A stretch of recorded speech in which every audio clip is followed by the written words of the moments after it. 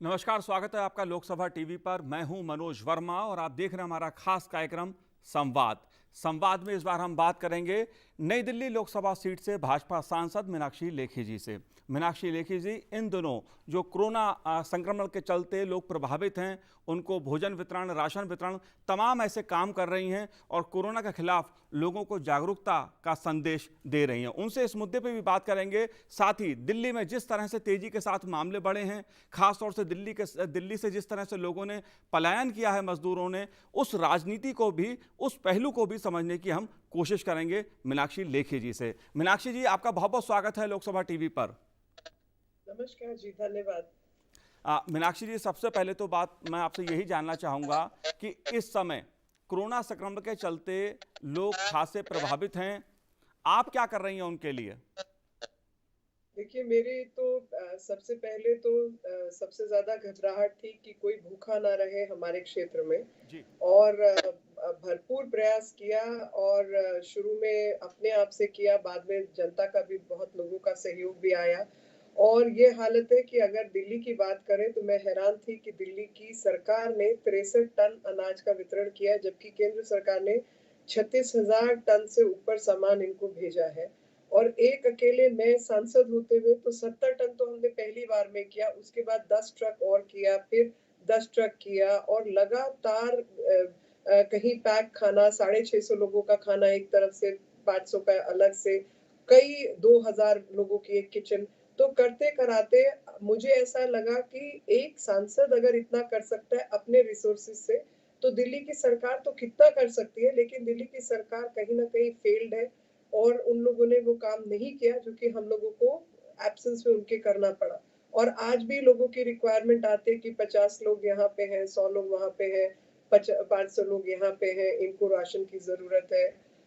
अलग अलग जगह से आती है और हम आज भी किसी को मना नहीं कर रहे, जैसे जो बन पाता है उसका हम इंतजाम करने का पूरा प्रयास कर रहे हैं। तो भोजन एक विषय था, उसके अलावा फिर एकदम से सैनिटाइजेशन की रिक्वायरमेंट बढ़ी और जी। सबने कहा कि हमें सैनिटाइजेशन चाहिए, सैनिटाइजेशन चाहिए। इक्विपमेंट दिल्ली के पास है नहीं, दिल्ली सरकार में कोई ऐसा इक्विपमेंट नहीं था। और जब तक जो सक्शन वाली गाड़ियां होती हैं, उसको रिवर्स उसमें चलाने के लिए जो वाटर टैंकर्स हैं, उसके माध्यम से, पाइप के माध्यम से इन्होंने किया, जो कि मिस्ट पूरी तरीके से फॉर्म होने में दिक्कत आती है, हाई प्रेशर के साथ देना पड़ता है। तो 5 इंजीनियर्स को लगाकर हमने प्राइवेटली 2 500-500 लीटर की सिंटेक्स की टंकियां लगाकर, एक जो ट्रक होता है, हाफ बॉडी ट्रक जिसमें ईंटें वगैरह जाती हैं, उसको कन्वर्ट करके अपने क्षेत्र को संभालने का प्रयास किया। जहाँ-जहाँ लोगों की ज़रूरत होती थी, वहाँ-वहाँ हम उस गाड़ी को भेज देते थे और लगातार वो गाड़ी चलती रही, विधानसभा वाइज़। और उस प्रकार से हमने सैनिटाइज़ेशन का प्रोग्राम किया। फिर पीपीई किट्स इतनी ज़्यादा नहीं है, कैसे-कैसे डिस्कार्ड करेंगे, क्या होगा? और कोई भी अस्पताल, मेरे यहाँ तो 5-6 बड़े-बड़े अस्पताल पड़ते हैं, तो उनकी सैनिटाइज़ेशन की व्यवस्था की बात हुई, बहुत रिसर्च किया और तब समझ आया कि यूवीसी रेज़ जो है, खाली वही सबसे भला और सबसे अच्छा पराक्रम है, जिसके माध्यम से, प्रकरण है, जिसके माध्यम से आप हर तरीके के वायरस, बैक्टीरिया को मार सकते हैं।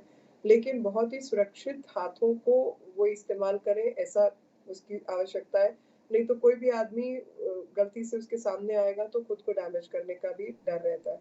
तो फिर हमने यूवी रेज़ के माध्यम से एक बॉट रोबो बनाया। उस रोबो के माध्यम से एनडीएमसी को दिया, थोड़ा बताया, फिर एक डब्बा बनाया जो हमने दिल्ली पुलिस को, साउथ डीसीपी को दिया कि अपनी यूनिफ़ॉर्म, फाइल्स, पेपर्स वगैरह वो आप उसमें सैनिटाइज़ कर सकते हैं। एक आइस बॉक्स से बड़ा जो एक संदूक जैसा डब्बा बना के दिया यूवी रेज़ का। और आज भी तमाम जगहों से ज़रूरत आती रहती है और बाद में हमें पता चला कि एग्रीकल्चर में, मतलब ऐसी कुछ मशीनें हैं जो दवाई की छिड़काव का काम करती हैं और हमारे यहाँ भारत में ही सोनालिका ट्रैक्टर्स करके है, जिस ट्रैक्टर के साथ अटैच होकर वो काम होता है। तो उन लोगों से, वो पहचान के लोग हैं, उनसे बात करके तो हमने होशियारपुर से 2 ऐसे ट्रैक्टर जो कि सैनिटाइज़ कर सके बड़े स्केल पर, लार्ज स्केल पर, जी। उनको बुला के काम किया। मास्क बनवाने का काम किया, कई लाख मास्क जो है वो बनवाए, कपड़े वाले, जिसको हम फेस कवर भी कह सकते हैं। और कुछ लोगों ने बना कर भी हमको भेजा, तो चारों तरफ से मदद हुई। फेस शील्ड किसी ने स्पॉन्सर किया, किसी ने थर्मामीटर जो है वो दिए। जी। लोगों का सहयोग भी बहुत रहा, तो जिसकी जो जरूरत थी वो पूरा करने का भरपूर प्रयास किया गया। जी। बिल्कुल, मैंने खुद देखा कि आपने जो नई दिल्ली ज़िले की महिला पुलिसकर्मी हैं, उनके लिए भी आपने जो सुरक्षा के ज़रूरी सामान थे, वो मुहैया कराए। लेकिन बात हम दिल्ली की करते हैं, क्योंकि दिल्ली को लेकर काफ़ी सवाल उठ रहे हैं। बात चाहे तबलीगी जमात की हो, बात चाहे संसाधनों की हो, बात चाहे लोगों को राशन मुहैया कराने की हो। केजरीवाल सरकार कहती है हम 73 लाख लोगों को राशन दे रहे हैं, या बात दिल्ली से पलायन की हो। इसका जिम्मेदार कौन है? सीधे तौर पे दिल्ली के प्रशासन की नाकामयाबी और निकम्मापन सामने आता है। मैं तो कभी-कभी सोचती हूँ कि क्या ये लोग सच में इतने निकम्मे हैं, या इच्छा शक्ति ही नहीं है और कुछ काम करना नहीं चाहते। अगर कोई व्यक्ति की मोटिवेशन, मुझे लगता है जो भी व्यक्ति पब्लिक लाइफ में है और पब्लिक लाइफ में रहते हुए अगर उसकी मोटिवेशन ठीक नहीं है, तो वो अनियमित है और उसको कोई अधिकार नहीं है अपनी ज़िंदगी खराब करने का या दूसरों की ज़िंदगी खराब करने का। यहाँ तो मोटिवेशन ही नहीं है। अस्पतालों में हम हमारे वॉलंटियर 30-30-30 का ग्रुप बना-बना के हर अस्पताल में हम लोग ब्लड डोनेशन कर रहे हैं। मुझे तो आज तक कोई आम आदमी पार्टी का व्यक्ति इनके अस्पतालों में दिखाई नहीं दिया है।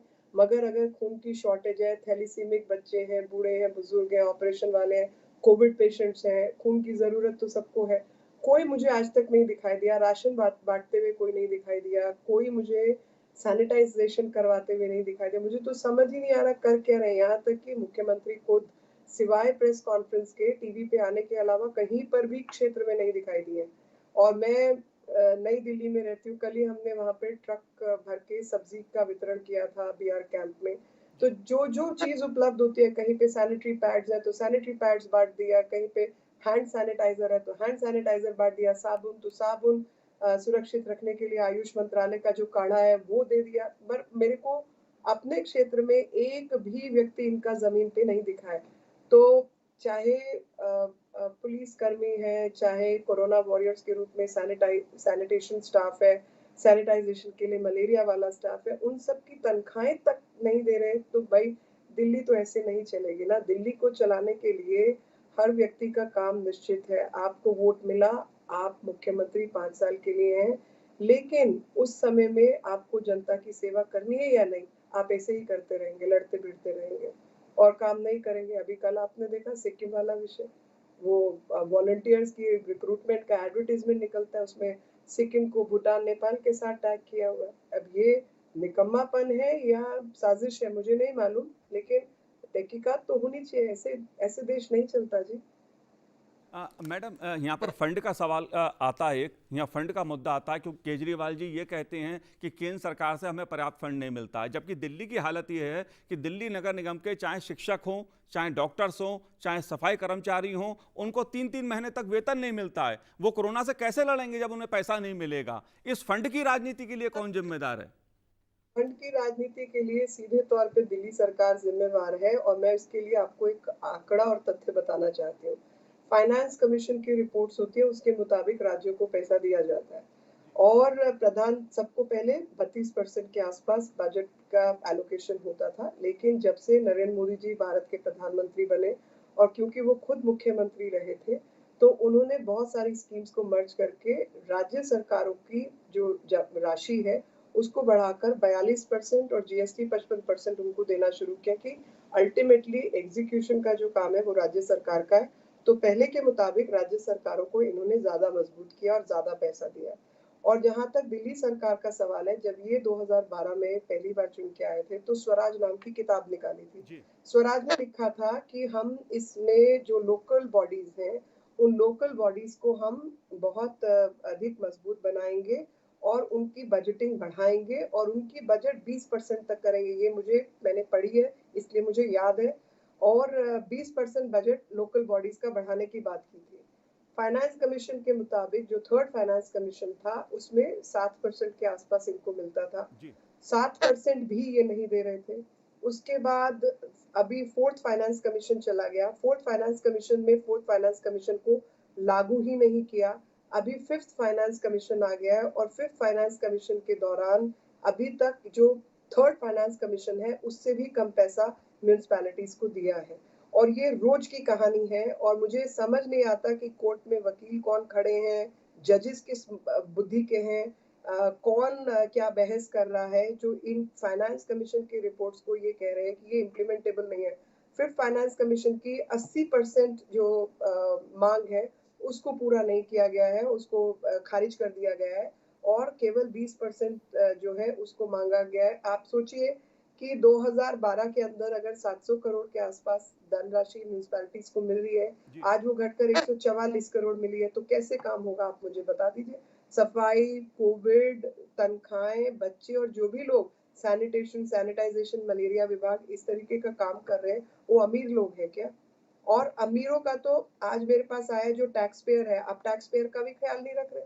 आज मेरे पास लोगों की कंप्लेंट आई है, जिस कॉलोनी में मैं रहती हूँ, वहीं के एक ब्लॉक वालों ने राघव चड्ढा को लिख दिया, मुख्यमंत्री को लिख दिया, दिल्ली जल बोर्ड को लिख दिया, 125 मकानों को पानी नहीं मिल रहा है और 1 महीने से वो टैंकर मंगा के पानी पी रहे हैं। ये आप टैक्स पेयर का हाल कर रहे हैं, जिसके पैसे पे दिल्ली चलती है। जी।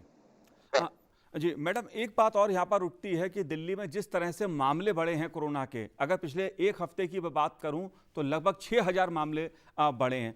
क्या कोई नीतिगत कहीं चूक हो रही है लॉकडाउन को लागू करने में? बिल्कुल चूक हो रही है क्योंकि आज पूरी दिल्ली रेड ज़ोन हो गई है और उसकी जो नाकामयाबी है उसका श्रेय सीधे तौर पे दिल्ली प्रशासन को जाता है। क्योंकि अगर आप देखें सबसे पहले जब इसको फैलाने से रोकना था तो लॉकडाउन का मतलब था जो जहाँ है उसी स्थिति में उसी जगह पर रुक जाए ताकि बीमारी जिसको है वो नहीं फैले आगे। सबसे पहली साजिश हुई कि माइग्रेंट्स जितने माइग्रेंट लेबरर हैं, जितने लोग अ, हमारे मज़दूर भाई-बहन हैं, जो अन्य राज्यों से यहाँ पर आकर काम करते हैं, उन सब के बीच में दहशत फैलाई गई और उनको जो सहूलियत पहुँचाने का काम था, चाहे राशन देने का काम था, चाहे दवाई उपलब्ध कराने का काम था, चाहे उनके किराए माफ़ करने का काम था, वो नहीं हुआ। जिसके कारण उनको कहा निकलो, निकलो, निकलो, दिल्ली में तो सब मर जाएँगे, भागो, भागो, भागो। वो बेचारे उस दहशत में और कोई देख रहा है, कुछ इंतज़ाम नहीं होने की वजह से छोड़ के भाग गए क्योंकि वो अस्थायी रूप से यहाँ पर है, उनकी कोई देखभाल, कोई कुछ पड़ताल करने वाला आदमी नहीं है। जी। और उनको यहाँ से भगाने के लिए बसों का इंतज़ाम कर दिया। यानी अगर कोई बीमार है क्योंकि दिल्ली वालों का एक्सपोज़र ज़्यादा है, वो पूरे देश भर में जाके बीमारी फैलाए, उसका मतलब तो यही हुआ ना। उसके बाद उससे हम किसी तरीके से निपट रहे थे और कोई सोशल डिस्टेंसिंग नहीं, कुछ नहीं और मुझे याद है कि हमारे कुछ कार्यकर्ता संघ के कुछ लोग वहाँ आनंद विहार बस अड्डे पर इधर-उधर सब तरफ खड़े होकर उनका भोजन, पानी इसकी उसकी व्यवस्था कर रहे थे। उसके बाद में जब उससे निपटारा हुआ, हफ्ता 2 हफ्ता निकला, चीज़ें थोड़ी सँभली, तो सीधा तब्लीगी जमात का हुआ और वो भी इसी क्षेत्र का एमएलए और अमानतुल्लाह खान और इन जी। सब के बयान माइनॉरिटी कमीशन के अध्यक्ष का बयान आप सबको मालूम है कि किस तरीके से इन्होंने गलत काम किया। उससे हम निकले, उससे निपटारा हुआ तो शराब की दुकानें खोल दी। अब शराब की दुकानें खोलने के बाद तो कुछ बचा ही नहीं। जी। और आज स्थिति ये है कि जहाँ पर इक्का-दुक्का केस था और गिनती के कुछ जगह रेड ज़ोन में थी, अभी पूरी दिल्ली रेड ज़ोन में और जहाँ पर ग्रीन ज़ोन था, जहाँ पे कोई भी केस नहीं था, वहाँ के कुछ अस्पतालों को मिलकर इनके एमएलएज़ ने क्योंकि वो सब पैसा कमाना चाहते हैं, कोरोना टेस्टिंग सेंटर्स और कोरोना के लिए बेड्स मुहैया कराए जाएँ उन एरियाज़ के अंदर ऐसी व्यवस्था खड़ी की और ये मैं ख़ास तौर पे एसडीए ग्रीन पार्क की बात आपको बता रही हूँ, जी। क्योंकि वहाँ के लोगों की मेरे पास कंप्लेंट आई तो मैंने कहा जब जहाँ पर सफदरजंग और एम्स जैसे बड़े अस्पताल एक छोटे से कॉलोनी के बीचों-बीच एक नर्सिंग होम को ये करने की क्या ज़रूरत है? वो तो कोरोना पॉज़िटिव हो ही जाएगा सब कुछ। जी। फिर जैसे लाजपत नगर और डिफेंस कॉलोनी का एरिया ग्रीन था, वहाँ पर मज़दूरों के भेजने का जो व्यवस्था है वो वहाँ पर कर दी। अब वो बेचारे धूप उनको नहीं मैं ब्लेम कर रही क्योंकि वो बेचारे धूप में बैठे, कोई व्यवस्था नहीं है, पानी नहीं है, भोजन नहीं है। वहीं कोई पेशाब कर रहा है, कोई थूक रहा है, कुछ हो रहा है। अब कुछ है ही नहीं तो क्या करेंगे? वहाँ पे फिर हमने अपने लोगों को कह के कुछ पानी, कुछ बिस्किट ये कुछ करने का प्रयास किया मगर वो सरकार की जो हैसियत होती है वो समाज सेवा और किसी व्यक्ति की उतनी नहीं हो सकती। सरकार को काम करना है पर सरकार ने अव्यवस्था पैदा की है। तो जो ग्रीन ज़ोन है वहाँ पे रेड ज़ोन वाली कार्रवाई, जी। जहाँ रेड ज़ोन है उनको कंटेनमेंट का काम नहीं करना। चारों तरफ जो दिल्ली को बर्बाद करने का सिलसिला चल रहा है और मैं बार-बार यही बात कहती हूँ कि हिंदुस्तान को फ़ेल करने वाली दिल्ली है और जबकि हिंदुस्तान के तमाम लोग दिल्ली को बनाने वाले हैं। दिल्ली को और दिल्ली राज्य जैसा राज्य नहीं है, दिल्ली एक शहर है। उस जी। शहर को जितना पैसा मिलता है टैक्स के माध्यम से, अन्य माध्यम से किसी भी जगह को नहीं मिलता। और अगर हम ये सोचें कि हमें क्योंकि पैसा फेंक सकते हैं, पैसा दे सकते हैं, तो हम सब कुछ है, तो जवाब है नहीं। आपको मकान बनाने के लिए, घर की मदद हेल्प करने के लिए, सड़कें बनाने के लिए, सफाई करने के लिए, सब तरफ तो आपके अस्थायी मज़दूर लगे हुए हैं। और वो जब सब लोग यहाँ से चले जाएँगे, तो आप सोचिए दिल्ली की क्या हालत होने वाली है। लोगों के पास घर में काम करने के लिए लोग नहीं होंगे और फिर वही रोहिंग्या और तमाम किस्म के बांग्लादेशी घुसपैठिए जिनकी ये लोगों ने आधार कार्ड बनवा के अंदर घुसाया हुआ है। फिर आप उनको काम दे रहे होंगे। जी। मैडम ये तो बात है दिल्ली की, लेकिन अगर मैं देश की बात करूं और मजदूरों के मामले में बात करूं, चाहे महाराष्ट्र हो, राजस्थान हो, पश्चिम बंगाल हो, दिल्ली हो, हर जगह से मजदूर पैदल चलते चले जा रहे हैं। कौन जिम्मेदार है इसके लिए? महाराष्ट्र सरकार केंद्र सरकार पर उंगली उठाती है, केंद्र सरकार कहती है राज्यों की जिम्मेदारी है। कौन जिम्मेदार है? देखिए, जिस राज्य में जो व्यक्ति जहाँ पर भी है, उसी की ज़िम्मेवारी है। जी। और मैं तो कहती हूँ कि अगर नई दिल्ली के अंदर कोई भी बेचारा भूखा है, कुछ है, किसी की कोई ज़रूरत है, मैं पूरा कर पाऊँ, ना कर पाऊँ, लेकिन as a coordinator, as a public representative मेरा फ़र्ज़ बनता है, पूरी तरीके से, नियंत्रित तरीके से सबकी देखभाल करना। और अगर यही ज़िम्मेवारी बाकी लोग प्रशासनिक रूप से ले लें, तो बहुत सारी समस्या का हल निकल सकता है। लेकिन यहाँ पर शुद्ध तौर से राजनीति हो रही है और वो राजनीति हो रही है कि केंद्र सरकार लोगों को पहुँचाने के लिए रेलवे की व्यवस्था इन्होंने की। जी। अब रेल में आप जिन लोगों को भेज रहे हैं, आगे उस राज्य की व्यवस्था भी तो होनी चाहिए कि उतने लोगों को वो एब्ज़ॉर्ब कर सके क्योंकि उनको क्वारंटाइन करने की व्यवस्था है। क्वारंटाइन सेंटर्स के अंदर उनको भोजन देने की व्यवस्था है। उनको भोजन के बाद उनको उनके गाँव तक, शहर तक पहुँचाने की व्यवस्था है, वो तो राज्य सरकारों को करनी है। जी। अब क्योंकि राज्य सरकार इस समय पे उतना बर्डन नहीं ले रही है और उसको शेयर नहीं कर रही है, तो पहली प्रॉब्लम वहाँ आती है। दूसरी प्रॉब्लम जिस राज्य के अंदर जो भी व्यक्ति है, वो राज्य वाला व्यक्ति जब ये नहीं सोच सकता कि इन लोगों के चले जाने के बाद हमारे ही राज्य की दुर्दशा होने वाली है। क्योंकि हमारे ही राज्य में काम करने के लिए हमको लोग नहीं मिलेंगे। अभी जो है और भारतीय हैं, मैं तो कहती हूँ काम-वाम ये सब बहुत छोटी चीज़ें हैं। सबसे बड़ी बात है कि भारत देश का कोई भी नागरिक मेरे यहाँ पर है, बाद में क्या होना है वो बाद की बात है, लेकिन इस वक़्त तो उसकी सुरक्षा, उसको भोजन, उसकी देखभाल मेरा फ़र्ज़ है या नहीं? तो जिन राज्यों के अंदर जो इन मज़दूरों का सस्ते दाम पे काम करा के फ़ायदा उठाते हैं, कंस्ट्रक्शन सेस जैसा पैसा इकट्ठा करते हैं, जी। दिल्ली का अगर मैं उदाहरण दूँ तो 32,000 करोड़ रुपया 3,200 करोड़ रुपए 32,000 नहीं 3,200 करोड़ रुपया दिल्ली सरकार के पास कंस्ट्रक्शन सेस का है। जी। जिसने वो पैसा इनको दिलवाया वो कोई और नहीं, वही गरीब मज़दूर है, जिसको तुमने धक्के देके बाहर किया है। और यही बाकी राज्यों का भी है क्योंकि कंस्ट्रक्शन सेस का पैसा सीधे इनको मिलता है। और पता नहीं कितने-कितने सेस जो कि अगर कोई काम करने वाले मज़दूर और ये सब संगठन नहीं होंगे, तो आपका काम कौन चलाएगा जी? और दुःख होता है कि इस निर्दयता के साथ ये काम किया गया है और राज्य सरकारों ने बिल्कुल बेपरवाही की है, जिसका हिसाब दिया और जो लोग केंद्र सरकार को ज़िम्मेवार ठहराते हैं, मैं उनसे पूछना चाहती हूँ, आप बताइए आपने केंद्र से कब कितनी रेल माँगी और ट्रेन केंद्र सरकार ने देने से इनकार किया हो, ये बता दीजिए मेरे को। जी। ए सरासर झूठ, उनका पैसा कौन देगा? कौन-सा राज्य देगा? जो भगा रहा है वो देगा या जिनके यहाँ पहुँचना है? अच्छा जिनके यहाँ पहुँचना है, उनकी भी तो क्षमता होनी चाहिए कि वो उतने लोगों को एब्ज़ॉर्ब कर सकें। उदाहरण के तौर पे 1000 मतलब टोटल अगर 1300 ट्रेन निकली है तो 1100 से कुछ कम ट्रेन सीधे उत्तर प्रदेश उतरी हैं। जी। और उत्तर प्रदेश की सरकार ने अगर ली है तो बंगाल की सरकार, उड़ीसा की सरकार, और तमाम जगह की सरकार ने तो एक भी वो नहीं ली, किसी ने 10, किसी ने 5, किसी ने 20 ऐसे काम किए। झारखंड, और वहाँ सब तो हमारे विपक्षी दलों की सरकारें हैं, हमारी तो सरकार नहीं है वो। जी।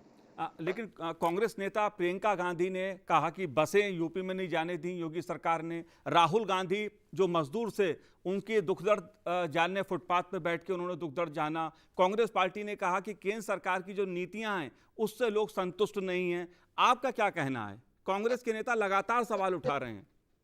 देखिए, मेरा तो सीधे तौर पर कहना है कि राहुल गांधी, आप पहले तो देखिए लॉकडाउन के कौन-सेवें दिन सड़क पर नज़र आए। दूसरा मेरा सवाल है कि उन्होंने दिल्ली के अंदर जो मज़दूर है, बेघर है, कितने लोगों का क्या व्यवस्था की, कितने लोगों की देखभाल की। असली कहानी तो ये है कि इन लोगों ने अपने हिस्से का कोई काम नहीं किया। राहुल गांधी, प्रियंका गांधी को तो पूछना चाहिए, बताना चाहिए कि कांग्रेस की जहाँ-जहाँ सरकार है, मान लीजिए राजस्थान में जी। है, महाराष्ट्र में है। महाराष्ट्र और राजस्थान से जिन लोगों को उत्तर प्रदेश जाना था, जिन लोगों को बिहार जाना था, आपने कितनी बसें लगाकर उनको वहाँ भेजा है, ये बता दीजिए। ये मैं यही कह रही हूँ, शुद्ध तौर पे राजनीति हो रही है। अरे वो मजदूर को पैदल चलने की जरूरत क्यों पड़ी अगर आपकी बसें वहां खड़ी होती?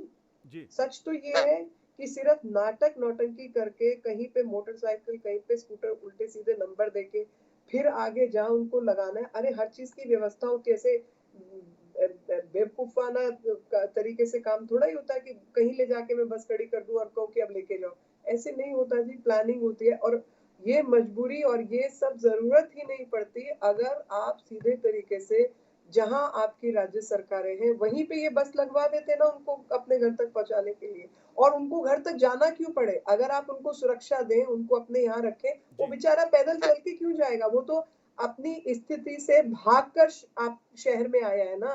वो गरीबी मजबूरी से भागकर मुंबई पहुंचा, वो गरीबी मजबूरी से भागकर दिल्ली आया, वो गरीबी मजबूरी से भागकर जयपुर पहुंचा।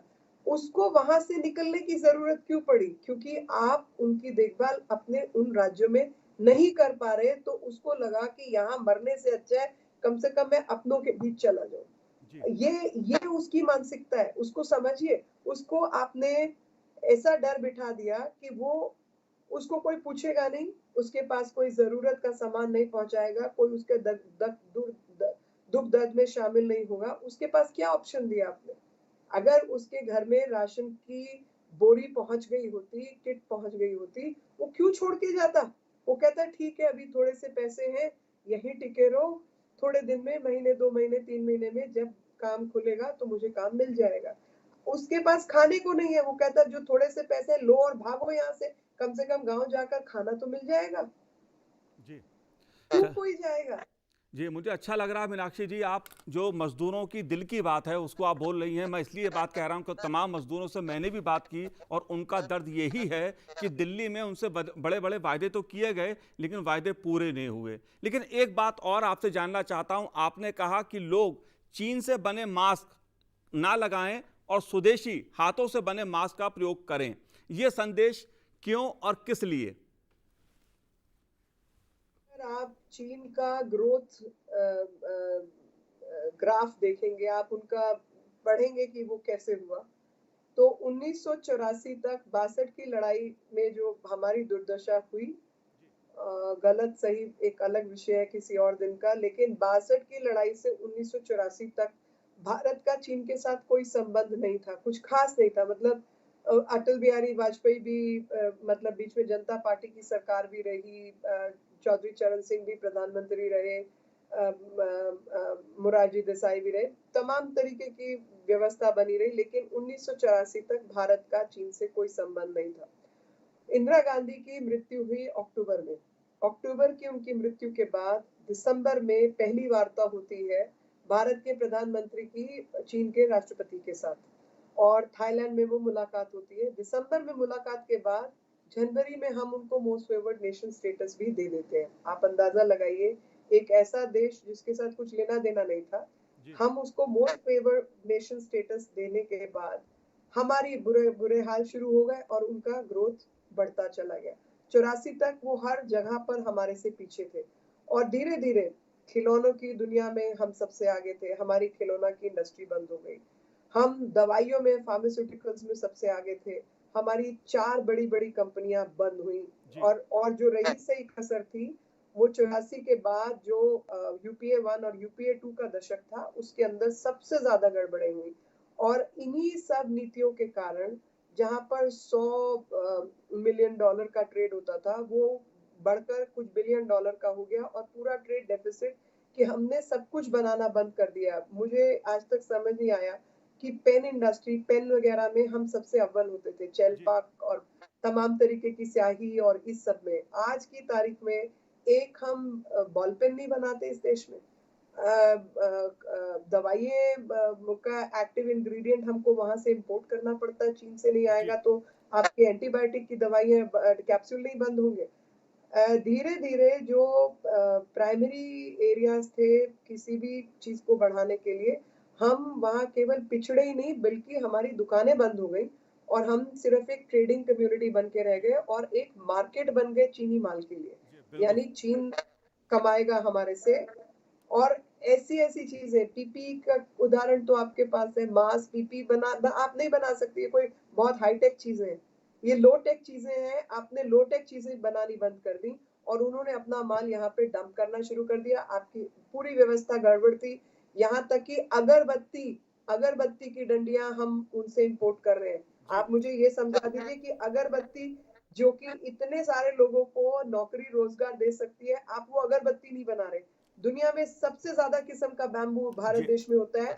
एक जी एक उसमें पॉली जी मीनाक्षी जी मेरे कर रहे थे। हाँ ये ज़रूरी है सब तक मैसेज जाना चाहिए कि अगरबत्ती की नोड 9 इंची होगी या 5 इंची होगी, कोई फ़र्क पड़ता है? हमने अपने कानून में ये डाल दिया कि 9 इंच ही होगी, जी 9 इंच तक 10 इंच होगी, क्योंकि जी 9 इंच तक का बैम्बू आपके पास है। जी मीनाक्षी आप जी जी मीनाक्षी जी मेरे पास समय का अभाव है और आपका साफ संदेश है कि स्वदेशी को अपनाएं।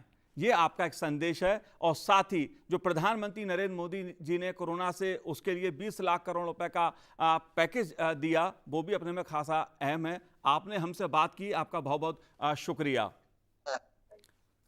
तो सांसद संवाद में आज इतना ही। मुझे दीजिए आज्ञा। नमस्कार।